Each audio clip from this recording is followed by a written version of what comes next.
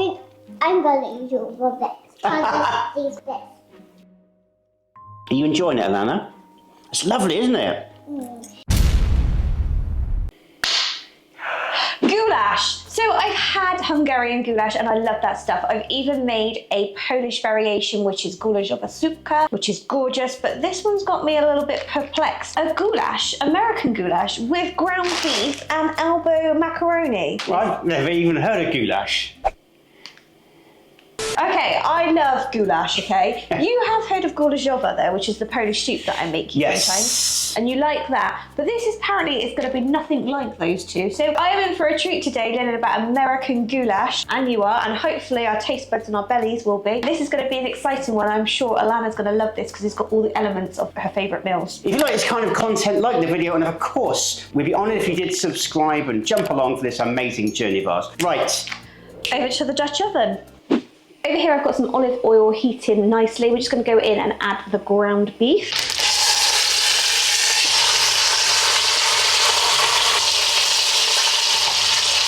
We're also going to add in the onion. One thing that's sometimes added to these recipes, but not always, is some green bell pepper. Let us know, do you like green bell peppers in your American goulash?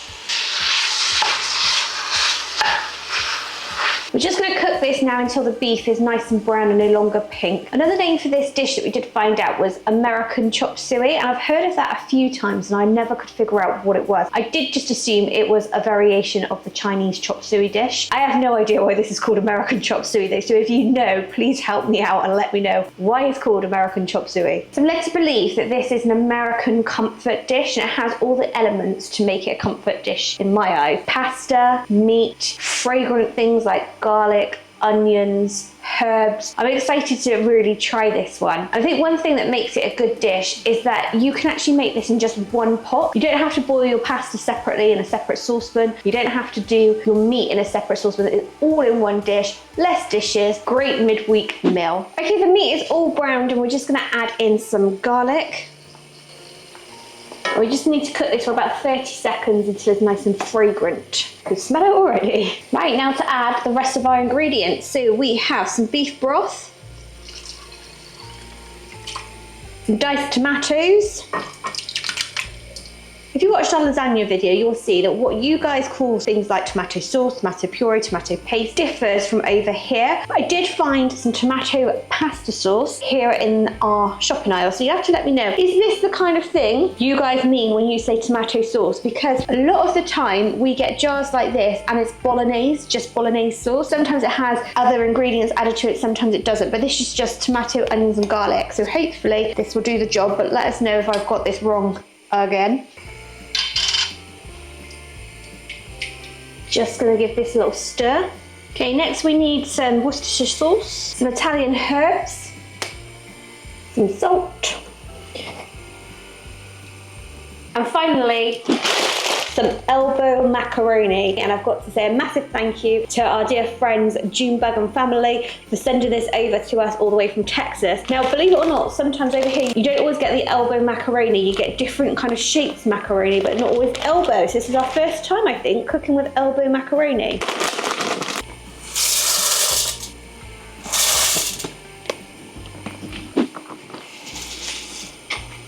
And the final thing the recipe called for, bay leaves.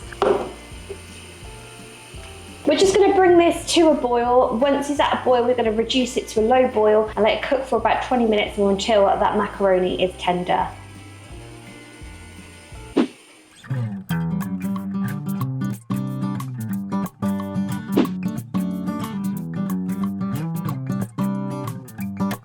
Okay, so that's done and we need a cup of shredded cheese. Use our little bit of kit here.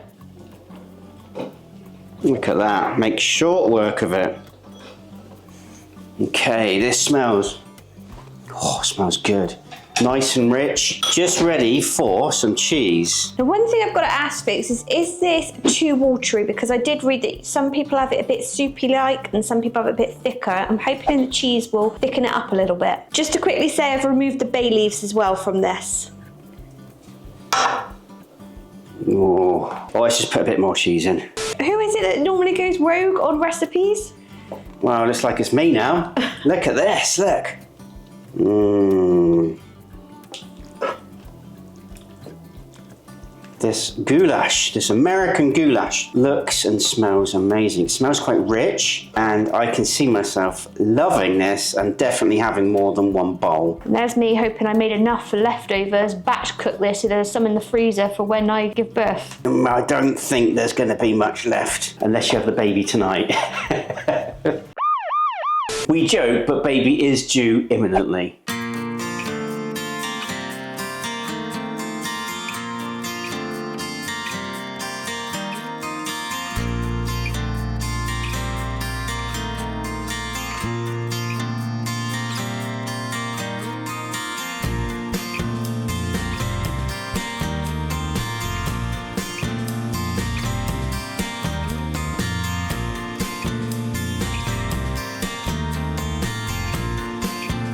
Taste test time! Yay! You're getting a bit good at that, aren't you? Whoa, American goulash! We weren't sure if you use a fork and a spoon, or both, or let us know. Fork, clearly. She's already gone in with a fork. Okay. Oh. How's that? Yeah, thumbs up! Thumbs up. Do you like that? Can you say goulash? What do you like about it? The pasta? Yeah. Oh, proper. all of it? The pasta's elbow pasta from Texas. Daddy, you can stop. Oh, okay. I can start, can I? But I Okay. give that 14 and an 8. Oh, that smells good. 14 and an 8. Hang on a minute, before you take a bite. A 14 and an 8? Wowzer. These ratings are just blowing us away. Right. Smells great. The seasoning is superb.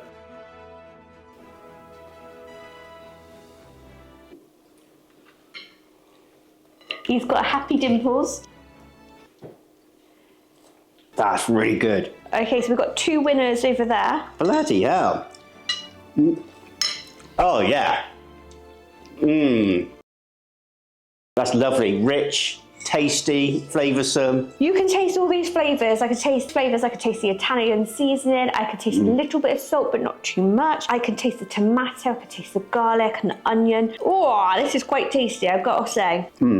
There's a seasoning popping out at me, but I'm not sure what it's called. I've had it before, and I really like it. That's the Italian seasoning, I think. Is it? Really nice. I think your call to add a little bit more cheese was good.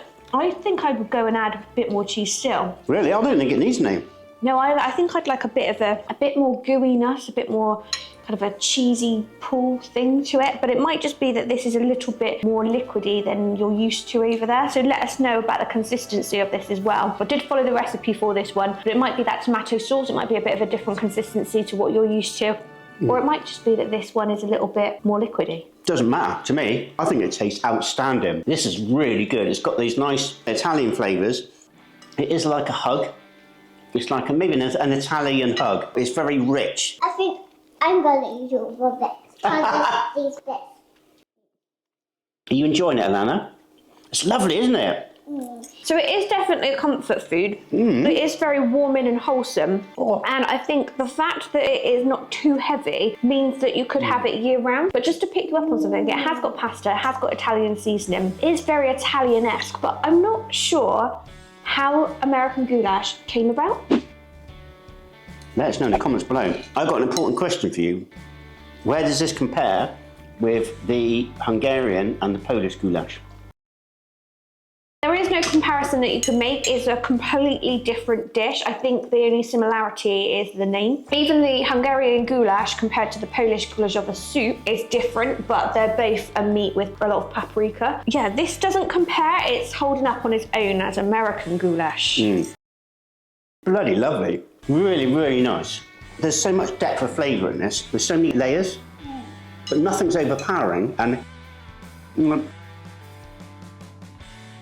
it doesn't need anything else. To me, it doesn't need anything else. No salt, no pepper, nothing. For me, it's a perfect blend. Maybe a bit of bread to dip in to soak up some of that juice. Yeah. But maybe not garlic bread. So I guess all important ratings. Alana, what did you finally give yours? 48. 48. 48 now, out of how many? 48. 48. I can't stop eating it. That's a good sign. I literally can't stop eating them. This recipe is outstanding. It's another one of those dishes that kind of reach out to me, gives me a hug. There's so much flavour going on. I'm ready. Without a doubt, I'm definitely going back for seconds, but I would definitely recommend doing this again. For God's sake, just give me the damn number! I'm going to give it a 10. Ooh. I'm going to give it a 10. I'm going to get a spoon, because I can get more on a spoon. Oh, we know you can get more on a spoon. Just brilliant. All I can say is flavoursome. It's definitely flavoursome. I'm going to round it off with a 9 out of 10. I don't know if there's anything that could be done to make it a 10 in my eyes, but I'm just comparing it to other things that I've given a 10 to. The one thing I would ask is if you guys do have any variations on this recipe, can you let us know what they are? Because, well, judging by that and this and what I'm about to do, I think we're definitely going to be making this again. So if you've got a different variation on it, reach out to us and let us know. Check out our Patreon for behind the scenes, free merch and Zooms and much, much more. Like the video and subscribe and come and join our family. We bloody love you. We bloody love goulash. And all that leaves this little British family to say is... Take care. God bless. And see you all in the next Video.